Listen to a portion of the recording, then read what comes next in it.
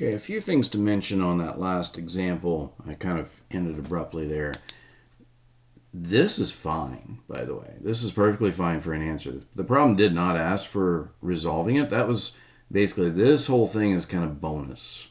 This is really the answer. Now, the thing is, the problem did not specify originally. It just said find the resultant. It didn't say whether it wanted it in magnitude and direction or components. So either one is technically correct. This is just fine. We reported it as magnitude and direction measured counterclockwise from positive x. That's okay. But this is also acceptable if the problem doesn't define otherwise. Okay. Now I just want to mention that before we bust out the next example problem. Okay. All right. So this one, we might work this one two ways if we get a minute. What is this? Lecture 2, page 6. If I don't keep these numbered and organized, I get papers everywhere and it gets crazy. Here we go. Example. Again, we've got this surface that's rigid, not moving, and we'll put, in this time, let's put a ring in here. It's kind of a ring with some threads, kind of an eye bolt, if you will, that I can screw into a ceiling, and it secures. And then I want to apply, then on this, I'm going to apply two forces. This one is coming, F2 is coming down to the left. F1 is coming down to the right. The angles on there, the directions on those from vertical, F1 is 20 degrees from vertical and F2 is 30 degrees this way. Clockwise, if you will, from vertical. And the problem says the resultant force is 1 kilonewton down.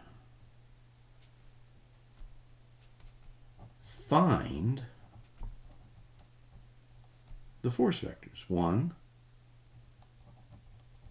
and 2. Okay. What are we looking for? We're looking for these vectors. Well, we know their directions. The direction's defined. Again, how do you define a vector? Well, magnitude and direction or components. Well, the directions are known. I just have to find the magnitudes of these two forces. So that's really what it's asking for, is find the magnitude of these two forces. So that's what we're looking for. What's known about the problem, or what laws, rules, tools can we use to get there? Well, sorry, I'm organizing over here on the backside. What laws, rules, tools can we use to get there? Well, we know some geometry here. We could use, kind of like we did in the last problem, I think we can use some basic trig here.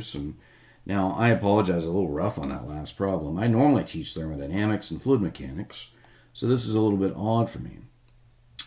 But that's okay. I've taught this course before. And also this early stuff, you'll find I'm probably going to get a little more polished and smooth later on in the course. Some of this early stuff, it's just I don't know, it's a little different way of doing it sometimes. If I approach this one like it would in the solutions manual, for example, they would say, well, take your resultant force. We know it's 1,000 newtons or 1 kilonewton straight down.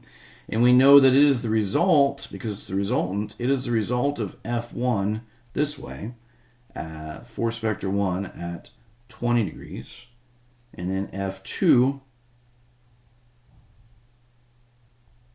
this way.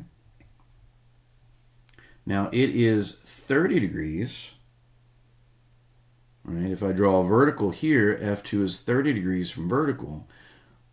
Well, what you find is there's some rule about alternate interior angles are congruent, I think is how it's said, or something like that. It's blow little cobwebs off your high school geometry. That's also a 30 degrees. If you don't believe me, you're welcome to go through the geometry and prove it to yourself, but that one ends up also being 30 degrees. If that's true, if this is 20 and 30, triangle's got to be 180 all the way around, then this has to be 130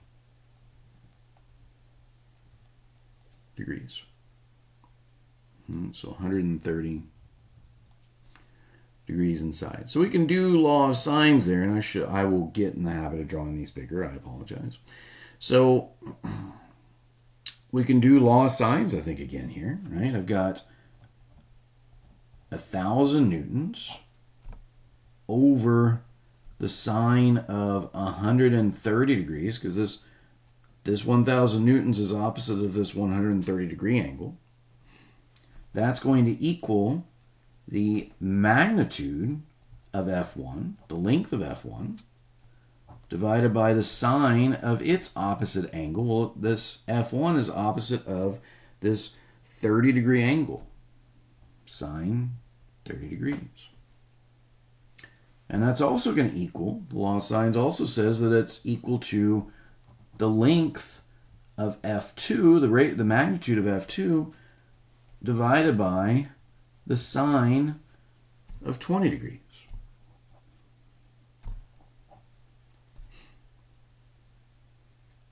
So pull out your calculators, pause here, run the numbers, and come back. Tell me what you get. All right, how'd you do? Well, magnitude of F1 is going to be, I've written down here, 652, or let's say 653, three significant figures, is 652.7 newtons. Right, so again, F1, so take this, multiply by the sine of 30, that gives you F1. And then the magnitude of F2, then again, so this multiplied by the sine of 20 gives you the magnitude of F2, that's 447 newtons. Now, the problem wanted to know the force vectors. Now, you've given the magnitudes. The direction is known, but if we put it in a standard format, that would be F1 vector would be 653 newtons. And it would be at the standard angle. If I measure it counterclockwise from the positive x, well, you could go all the way around. If positive x is going out this way, you could go all the way around and measure, 290 degrees, I think it is. You could also say, well, it's minus 70 degrees. Right, so that would say the minus sign says, well, you're measuring it clockwise from the positive x, and it's 70 degrees. So positive 290 or negative 70, either one is perfectly fine. And F2 then is this magnitude, the 447 newtons, and that is going to be at angle. This one's going to be minus 120 degrees. Right, so come all the way around, so 180 plus the other 60, 240, right, or minus 120. Either way works. Those are our answers. Now, if you want to see how we're going to normally do this problem, this is about the last time, one of the last times we're going to bust out probably law of sines and law of cosines. If you want to see how I would normally work this problem, and this is kind of how we would normally approach problems throughout the rest of the semester, big or here, big or. Let's do it this way. Let's say I've got this ring.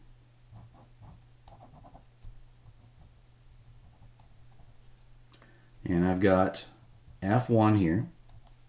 And I've also got F2 there. Just like we had previously. Same angles. 30 degrees, 20 degrees. Okay. We're going to say that the resultant is going to be the resultant in the x plus the resultant in the y. And I'm going to say that the resultant in the x is going to equal F1 in the x component of F1, plus the x component of F2. And if you understand that, if you're okay with that, then that I can write it this way. I can say Rx in the I direction is going to equal F1x in the I direction plus F2 2x in the I direction. And since I is not 0, and it is applied to all three of these, so I'm saying the magnitude of r in the x direction times the I gives me the rx vector. Well, and the same thing with these other three, or the other two, I suppose. Well, that I vector is not 0, so I can cancel it out, if you will. It's applied to each term, and so we can drop it, basically. And so we can say the magnitude of Rx is equal to the magnitude of F1 in the x direction plus the magnitude of F2 in the x direction. And I can do the same thing in the y direction. The magnitude of R in the y direction is going to be F1 in the y direction plus F2 in the y direction. Okay. So if that's true,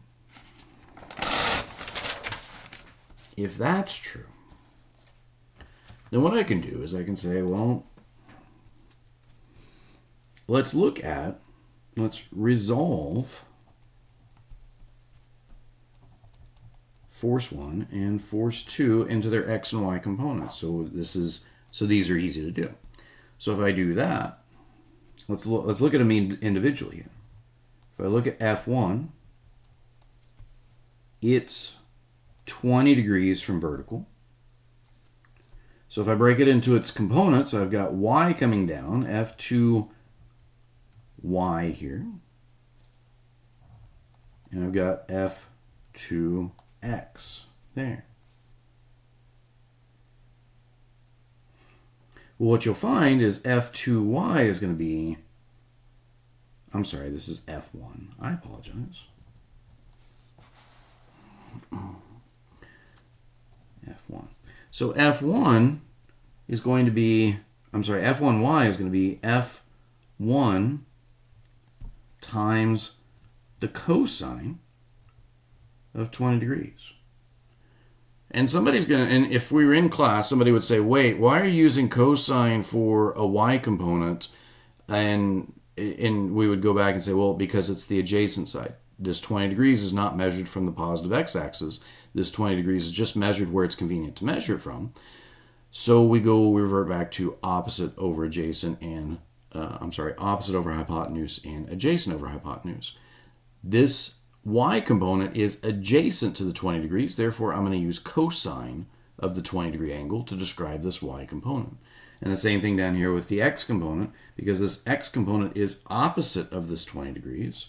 So this is going to be F1 sine 20 degrees. Again, theta does not have to be measured counterclockwise from the positive x-axis. In this case, it is measured counterclockwise from the negative y-axis. So, if you want to try to follow a bunch of rules, the rules are very different here. But the simplest thing is to remember this side is opposite the 20 degrees, therefore it's sine. This side is adjacent to the 20 degrees, therefore it is cosine. Right? And then if we look at F2, excuse me, if we look at F2, I guess I want to put him down here. Let's put him down here. F2 goes this way. F2y, well, this is a 30 degree angle for F2. F2y is going down, and F2x is going this way. F2y is going to equal F2 times the cosine of 30 degrees because it's adjacent to this side. And F2x is going to be F2 times the sine of 30 degrees. And just in case you're, wait, how am I, if you're like, hey, how are you doing that, Steve? Well, here's what I'm doing. I'm saying that if I look at this one here, the sine of the 20 degrees, which is going to equal the side that is opposite, well, that's F1x, divided by the hypotenuse, that's F1. And then I'm solving for F1x here. So I'm moving F1 over here. So F1x is equal to F1 sine 20 degrees. Same thing here. I'm saying that the sine of 30 degrees is going to equal F2 in the x divided by F2.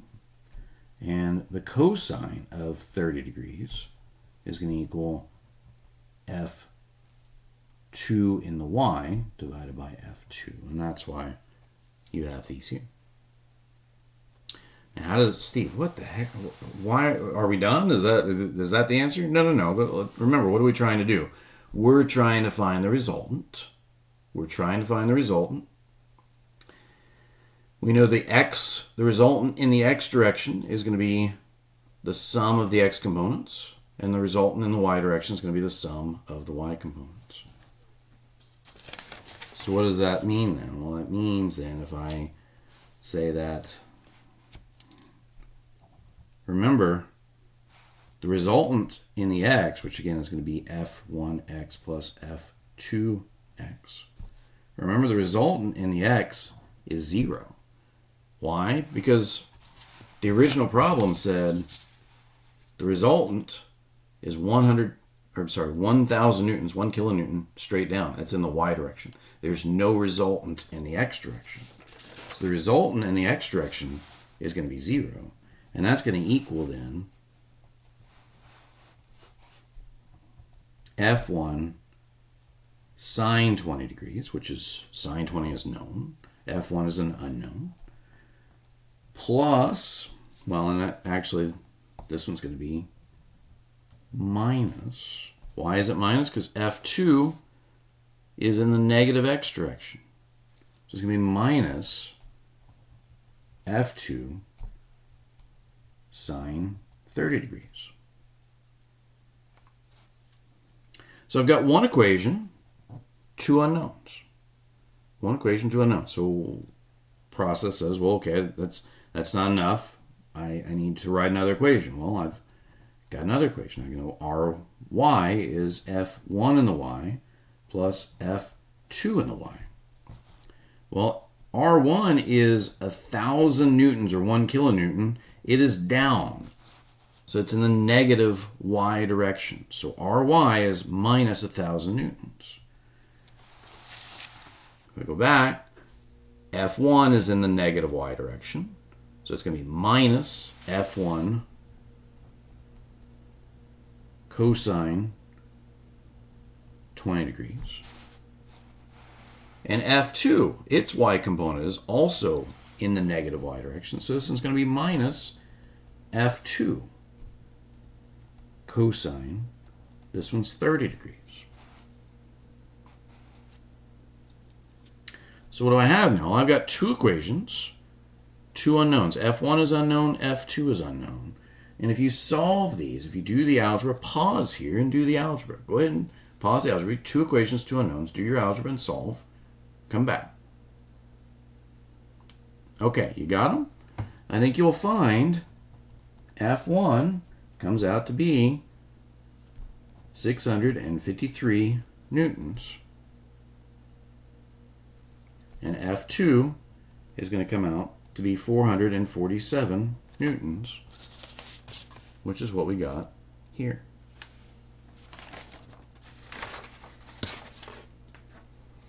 So I wanted to just do this to show you either method works. And this is resolving vectors.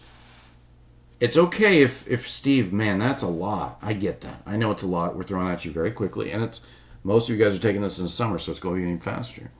But moving forward, this is what we will do is we'll take forces and we'll resolve them into their x and y components. And then we'll add them. And the good news is, for the most part, we're going to add them up and they're going to be 0 starting in chapter 3 and on. All right. I'm going to stop there tonight because I'm getting tired. If it's late for you, you should stop too.